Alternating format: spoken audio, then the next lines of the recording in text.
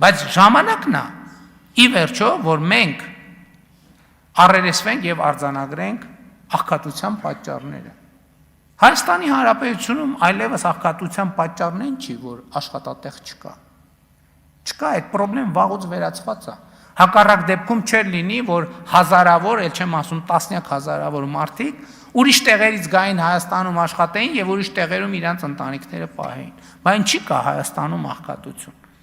Հայաստանում աղքատություն կա միայն հետեւյալ պատճառով։